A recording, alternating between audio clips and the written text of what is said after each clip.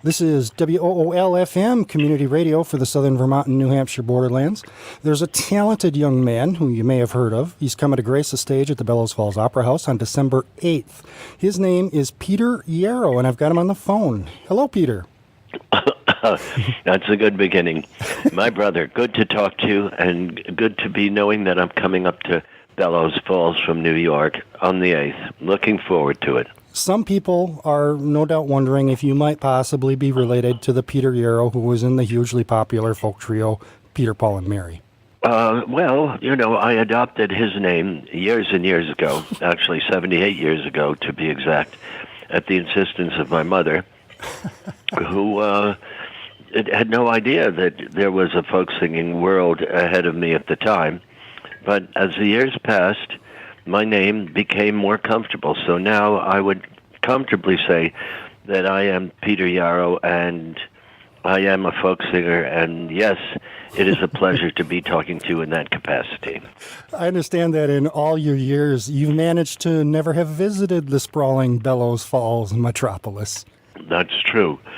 Although I have been in Vermont, Peter, Paul, and Mary's music director, Robert DeCormier, was from Vermont, and I've come up there and I've done benefits up there with his groups. He's an amazing musician, and it's been a place that Peter, Paul, and Mary have visited. But tell me about Bellows Falls. I have images of Bellows Falls. I assume that there is a remarkable waterfall there. Is that the case? There is a nice waterfall. I don't know that I'd go to remarkable. It's very remarkable when the water's running high. There's a beautiful stone bridge over it. It's a former industrial town, like so many little river towns in the Northeast. It's managed to save a lot of its architecture, and there are a lot of good people here. Is it kind of a refuge for caring, artistic folks who say, I've had it, and I want to be amongst people who care, and care about the land and care about each other? Is that the kind of place that Bellows Falls has become? That's a definite aspect of it. It's becoming more and more like that. There's a lot of people who are locals, born and bred, and a lot of people who are coming in and finding it just the place that they want and need to be. That's wonderful. I can't wait to see it. I can't wait to be amongst you. And in the place where I'm performing, is that a kind of a center of culture for the town? Yeah, the town owns it. It's the Opera House. They poured a bunch of effort and money into it. It's got nice seats. It's been refurbished. They show movies, both first run and classic. They have concerts. It's a good place. Is it an old structure? It is. It's the old town hall. The town hall is still in it, and the floors above. Big clock tower, nice brick building. Beautiful. I can't wait to see it. That's wonderful. These are the kinds of venues that I love. I've had my share over almost 50 years with Paul and Mary playing, Wolf Trap and the Hollywood Bowl and Carnegie Hall. But at this point in my life, I love playing at the small town venues that are very precious to people and are kind of the center of town culture. And particularly in this post-Trump being elected time, with him being the president-elect, I've found in the concerts that I've done since he was elected, there's a real bewilderment and fear on the part of the majority of people that are coming to the concerts. They see the development of what is going on, and being able to sing the songs together, like Blowing in the Wind, If I Had a Hammer, and reasserting the ethical and moral perspective that we have shared, is very, very soothing and very helpful and very energizing, because a lot of people are just so dislodged. Now, I must admit, for a bit myself, I just couldn't imagine that this could have befallen us, but now I realize that whatever my feelings about Donald Trump are, my feelings about the people who voted for him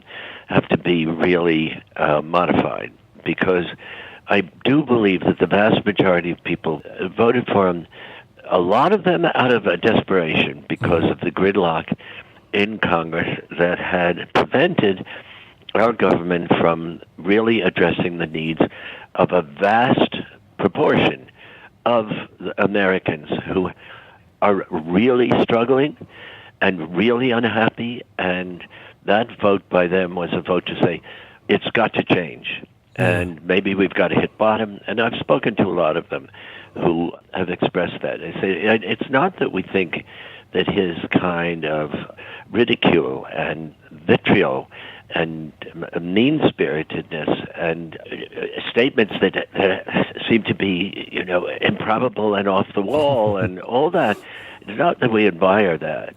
It's just that we can't go with the same old, same old. We'll just have another 4 years and God knows how long of horrific inequity in this country. And maybe by some magic or alchemy, this will precipitate a change. And a lot of people have said this in the past, and I didn't subscribe to it. When, for instance, Ralph Nader said, and I still don't, I still am outraged that he didn't throw his votes to Al Gore and that we got George W. Bush. But now the time may have come where the idea of appeasing through the acceptance of what has become a dysfunctional government that's gridlocked, whatever the intentions of Obama may have been, he was blocked comprehensively. Whatever the intentions of Hillary Clinton might have been in that position, it most likely would have been comprehensively blocked in the same way. And it's quite possible that this shock to the system might be, although it's dangerous in the extreme, because you look at the denial of climate change, you look at what's going on in the world, you look at the Supreme Court, all those reasons I understand. But to delay it anymore before we had this kind of crisis is really something that's arguable, whether or not it was appropriate. And for me, what I assure people, by virtue of the way I sing, these songs and the new songs that I'm singing, by the way, one of which I'd like you to play, called The Children Are Listening, which I wrote in the midst of the Republican primary, and I will sing at the concert. This one is about, it says, the children are listening. If we say something cruel and harsh, they will do the same. The children are listening. If they grow up to be bullies, we'll have ourselves to blame. As a folk singer, I'm not just saying, okay, let's go back. It's also a matter of moving forward. And this is one of a few songs that I'm going to be doing that actually came out of this period. And for me, I have found the audience is very grateful to hear, as well as Buff the Magic Dragon, Blowing in the Wind, Leaving on a Jet Plane. Not all political stuff, but when they sing together, they come together. If you can play that song, The Children Are Listening, I'd be really appreciative. The children are listening. The children are listening. If we say something cruel and harsh, they will do the same. The children are listening. The children are listening. If they grow up to be bullies, we'll have ourselves to blame. Miracles can happen even on the darkest days, when we fear that all is lost and that hope has gone astray. Sometimes we drop our weapons when the price we pay is too great, when the damage to the ones we love is greater than our hate. Well, it's time to come together across the dividing lines for our children who are suffering from the pain of these our times. It's not just ridicule and taunts or bullying by their peers. Grown-ups' rage and hate-filled words are ringing in their ears. The children are listening. The children are listening. If we say something cruel and harsh, they will do the same. The children are listening. The children are listening. If they grow up to be bullies, we'll have ourselves to blame. Bigotry and hatred still hang heavy in the air. They poison children's hearts and minds and leave them in despair. But if we defeat these demons that have kept us so far apart, love and true forgiveness will begin to heal our hearts. Well, the healing won't be easy, because the pain we've caused runs deep. The injury that we have sown, we fear one day we'll reap. But if we plant the seeds of peace with one voice at last, we join our hearts in peace and love, this painful time will pass. The children are listening, the children are listening. If we say something cruel and harsh, they will do the same. The children are listening, the children are listening. If they grow up to be bullies, we'll have ourselves to blame. There's no doubt that increasingly the world has grown unfair, and for some just plain survival takes more than they can bear. But when we attack each other, we play the enemy's game, and fail to see that across the line the suffering's much the same. Well, we can defeat the enemy if we recognize its face. Let the hatred that divides us finally be erased. Let's finally stand together with our voices loud and clear, and let our song of healing be the one that children hear. The children are listening, the children are listening. If we say something cruel and harsh, they will do the same. The children are listening, the children are listening. If they grow up to be bullies, we'll have ourselves to blame. The children are listening, the children are listening, the children are listening.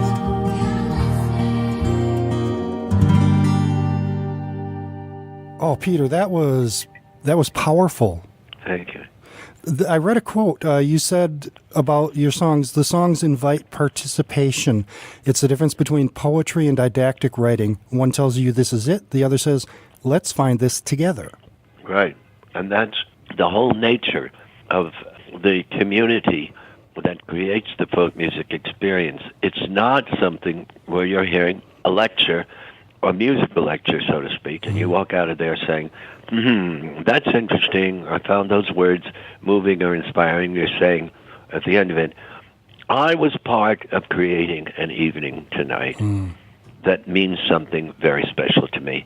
It is not terribly dissimilar from the kind of exchanges that went on in the marches in Selma, Montgomery, at the March on Washington in 1963, where Peter, Paul, and Mary sang Blowing in the Wind and If I Had a Hammer, because that was not something that was a performance by them where everybody said, yes, yes, right on, and clap, clap. No, everybody sang, and the sound that was created was a powerful sound that did unite people in their hearts to say, we will pursue this, and this is something we will do together, and we never waver from that. And as John Lewis said at the Selma Montgomery March 50th anniversary, where he spoke, and I sang, and we were the only two who were there at the original one, he said, the civil rights movement without music would have been like a bird without wings.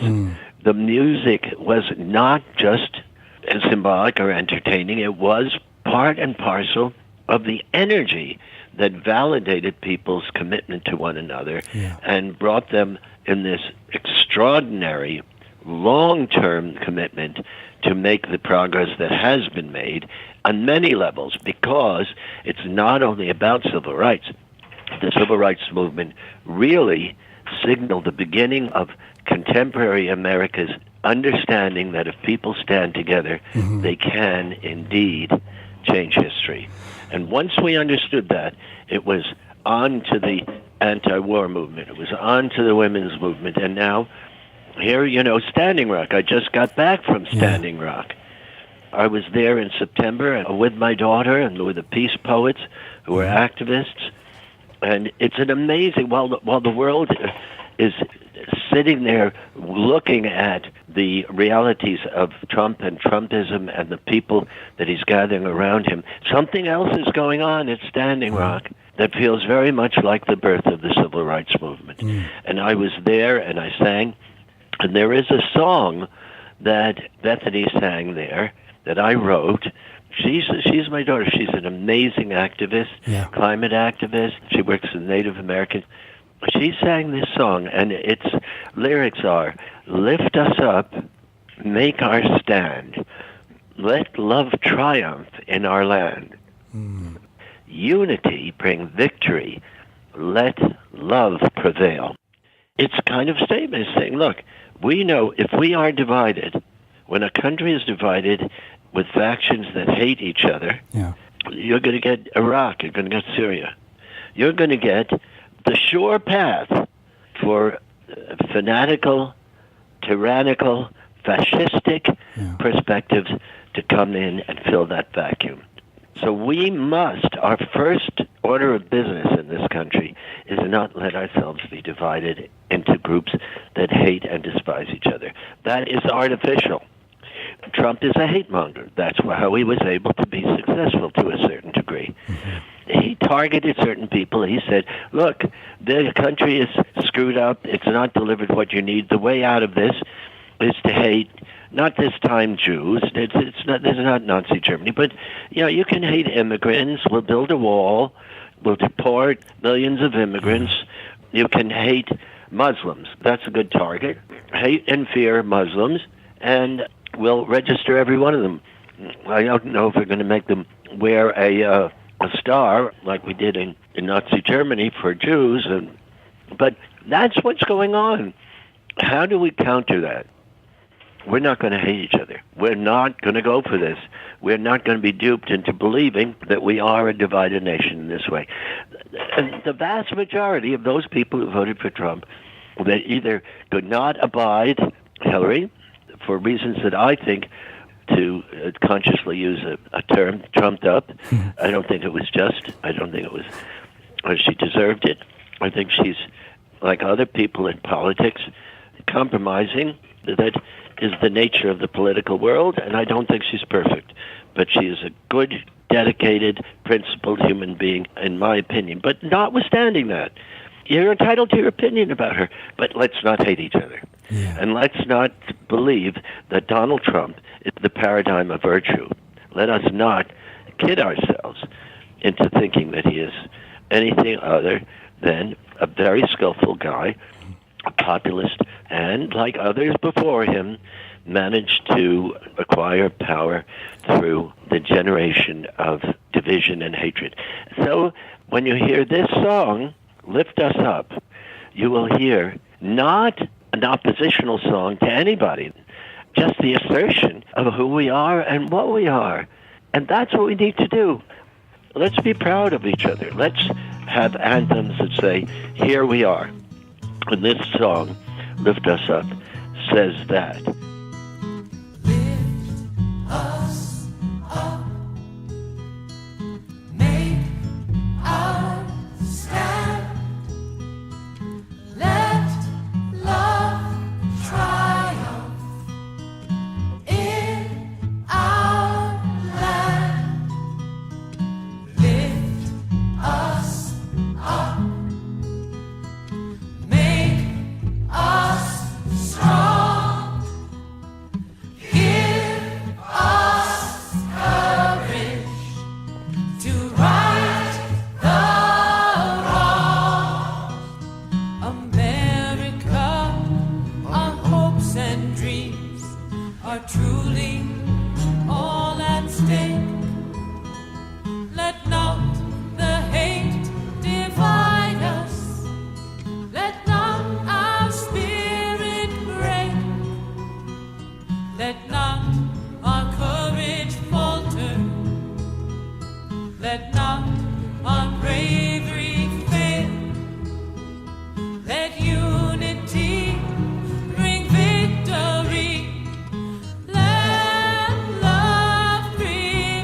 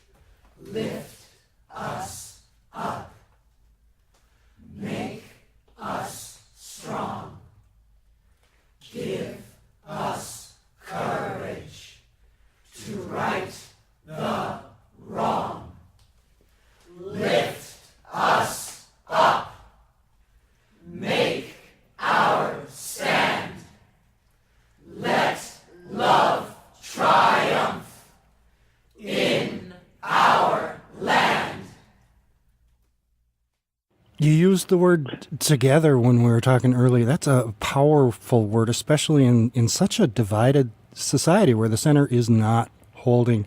Did you ever in a million years think that we were going to slide so far backwards so quickly?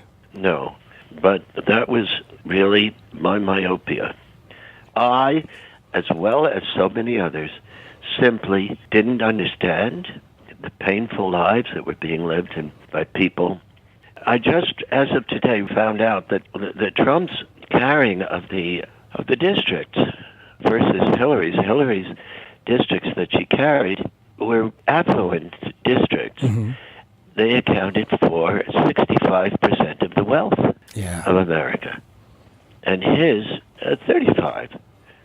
That's what we're talking about. We're talking about a cry of pain that was neglected, and I was part of that neglect, and I didn't know about it, but I cannot continue to be so. Mm-hmm. We have to be aware of the fact that there was a reason for this happening, and that injustice in this country has progressed to a place where it's intolerable. Economic injustice, unbelievable, with the billionaires and the suffering at the same time, and the inability of people to get out of this hole. And now the threat is that they won't be able to get social services and medical care, etc. Mm-hmm. No, we've got to extend our hearts and our hands to the people, not the extremists who came screaming and yelling and punching and to his rallies. Mm-hmm. I'm talking about the tens of millions of people who say, I don't like this guy on a lot of levels, but I can't stand going forward in the same way anymore. Whatever it means, this has got to end, and maybe this will change it. And that we have to be sympathetic to, and we have to recognize that we screwed up. The Democratic Party did not deal with it, so we've got to move from the grassroots up, and the Democratic Party has to change if it's going to represent a point of view other than that of what it represented before. And if it doesn't change, it will lose again. It brings it right back to where you started, an abbreviated list of the activities that you've supported: anti-war, pro-civil rights, fighting homelessness, supporting labor rights, all things that now are again important. Right. And we are back to that.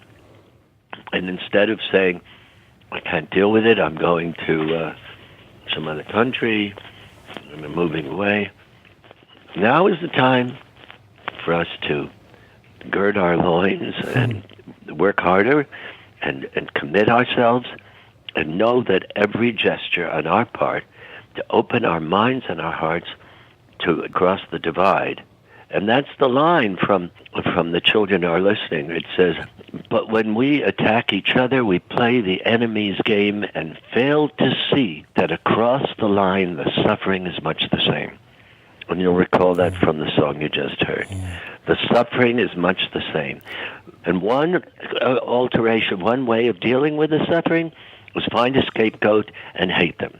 Yeah. And see if you can immobilize them and crush them.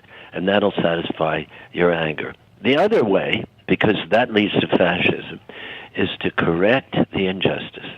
Mm-hmm. And that's what we need to do for everybody. And we have to thank the Native Americans at Standing Rock and everybody that's supporting them for saying, hey, even though we are the most comprehensively, genocidally attacked people in the world, we are here to save the whole world, to respect the earth so we can survive. It's ironic in the extreme that this may be a critical turning point for all of us, what they are doing at Standing Rock and other places where they're trying to stop these pipelines, which are emblematic of the mad dash to irreversible climate change and ruin the possibility of our grandchildren and their children having a life. Kids are the hope for the future, and so many adults are working so hard at giving them a really big pile of terrible things that they have to try to deal with both now and later. Yeah, exactly. When you come to town, are you bringing hope, joy, determination, heart, pain, empathy? That's what it is all about. That's what it's always been about. Hope that is a joyous process working to counter these very destructive forces. It is affirmative. It can be painful. You lose your friends. You see people. I'm just talking to my daughter who came back from Standing Rock. There is a young woman there was a percussion grenade that went under her arm, and she's going to lose her arm in all probability. She's now in surgery, been for a few days. There's another girl who had a rubber bullet that went into her eye, who will be blinded by that. We can't say this is all joy and fun and games. No, there is suffering. I mean, this is the kind of thing that occurs. We've got to realize they did have dogs that were set on them, as was the case with the civil rights folks, but they've got other tools, more sophisticated now, like pepper spray, big canisters of pepper spray that are it's bad stuff. Yeah. We've got to take ownership of what we're doing. We can't continue to do this.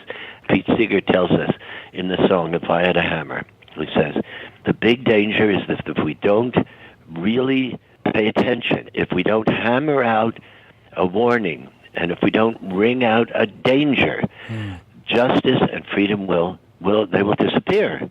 He says, well, here's how you do it. The love between my brothers and my sisters. It's simple as that.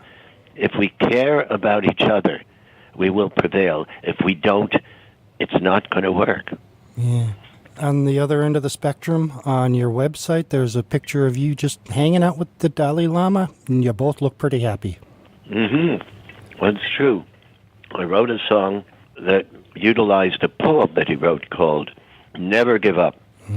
And I was flown over to Japan to present it to him and sing it to him. And he took a big white silk scarf and put it around my neck that he had blessed, and put another scarf around my guitar. His holiness is extraordinary. He really, really, really is. It was a high point in my life. We're on the phone with folk legend Peter Yarrow. He's coming to the Bellows Falls Opera House Thursday, December 8th, which is perfect because Thursdays are universally recognized as good vibe, positive folk music day.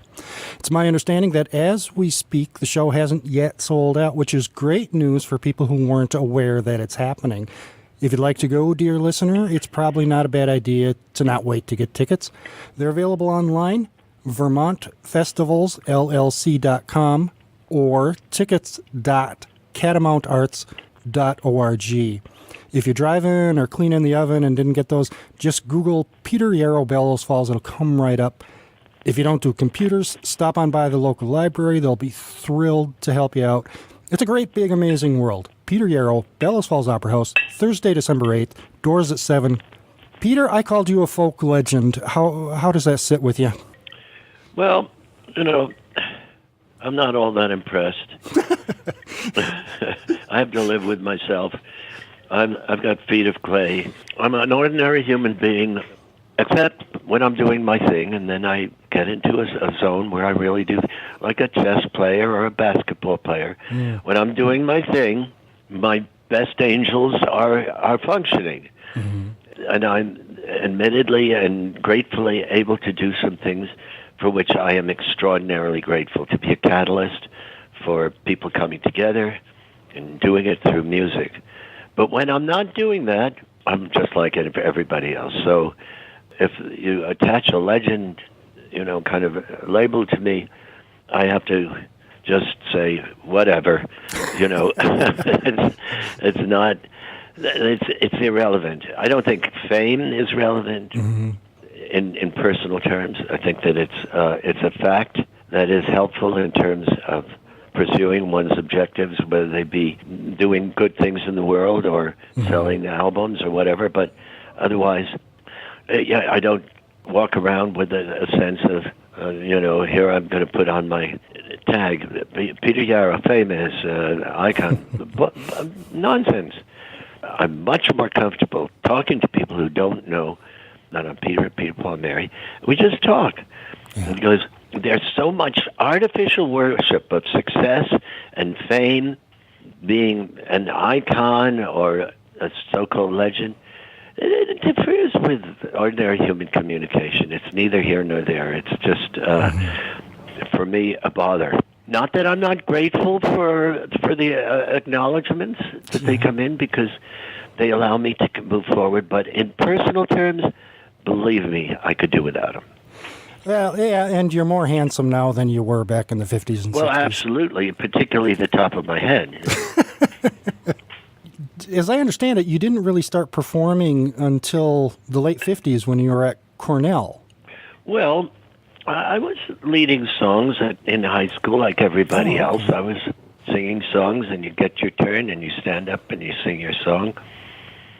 That was earlier on, but at Cornell, we had a folk song club, and I became the president of that. And then I had an undergraduate instructorship during my senior year, where there was a sing-along every Saturday, and it was called Romp and Stomp. And that was very important, because in that, for me, fairly miserable environment, because it was so backwards in so many ways. It was so prejudiced and so divided and so materialistic, so many of the things that we've returned to now, but that we eliminated as our objectives and values in the 1960s, where we began to say, no, our importance and our value is intrinsic. It's not how many things we have or how much money we have, or this kind of abstract idea of fame, not fame because of inventing a new heart procedure, but fame because for fame itself, you're getting on television and people are seeing you in your dysfunctionality or your egocentricity, like the Kardashians or Donald Trump, who was so he acquired his following or his audience. No, that's not what's important. What's important, said I, with my folk music at Cornell, was what we're sharing right now when we sing this song together. And it was transformational, so much so that when I left Cornell, instead of getting a real job, I went to Greenwich Village and started singing in the Cafe Wa, which is one of the coffee houses. Peter, Paul, and Mary, you guys got that together in 61. The debut album spent almost a year in the top 10 on Billboard, 2 years in the top 20, 2 million copies. Not bad for a first effort.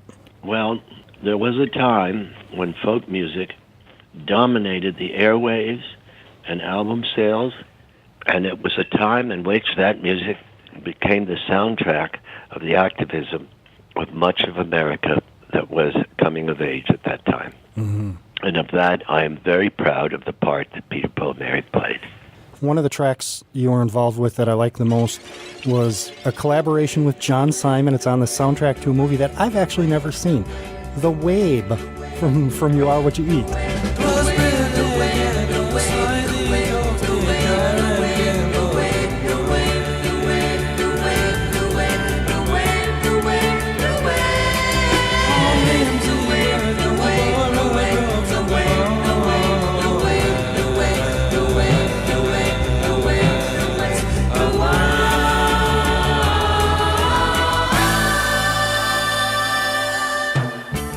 My goodness, John Simon was amazing, and we found the original negatives to that, and we're going to be restoring it. Oh, great. And it's going to be, whatever you can see on it now that's out there, it looks horrific, although the sound is very, very good.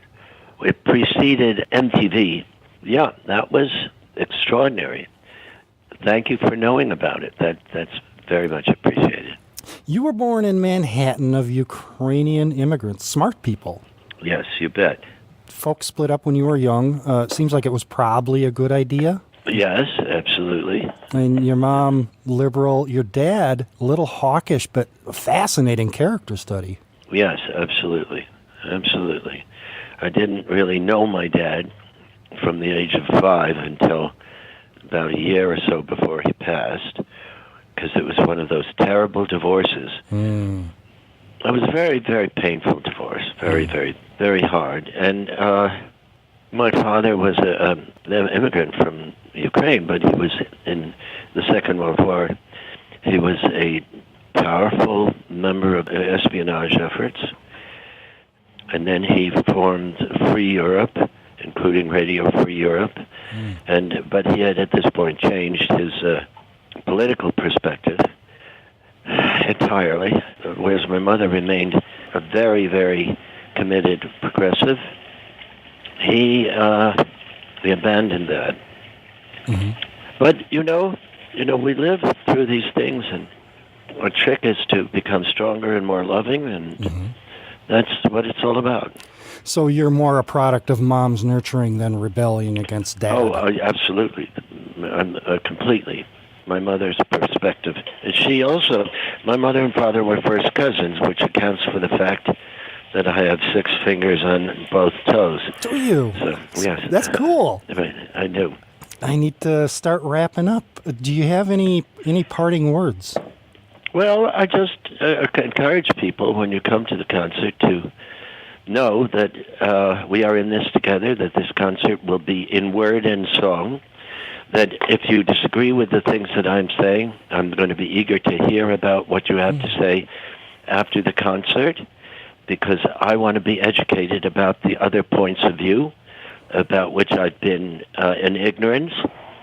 It's going to be longer than most because I'm going to be doing more talking about these things that I care about, and I consider that to be my responsibility and my path in life.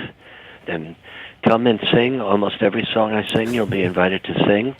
When I sing Puff the Magic Dragon, I'm going to invite the children on stage, and if there aren't enough chronological children, I'll invite the adults Excellent. on stage. I'll redefine the word child as perhaps 40 and younger, or 50 or younger, or 70 and younger, depending upon the distribution of who's coming. And we'll sing Leaving on a Jet Plane, and Remember Mary, and we'll gather our hearts together and prepare to work towards reconstructing the goodwill in America. Thank you so much for taking the time to talk with us. Well, it's my great pleasure. If I had a hammer, I'd a hammer in the morning, I'd a hammer in the evening, all over this land. I'd a hammer out danger, I'd a hammer out a warning, I'd a hammer out love between my brothers and my sisters, all over this land. Ooh, if I had a bell, I'd a ring it in the morning, I'd a ring it in the evening, all over this land. I'd a ring out danger, I'd a ring out a warning, I'd a ring out love between my brothers and my sisters, all over this land. Ooh, if I had a song, I'd sing it in the morning, I'd sing it in the evening, all over this land. I'd sing out danger, I'd sing out a warning, I'd sing out love between my brothers and my sisters, all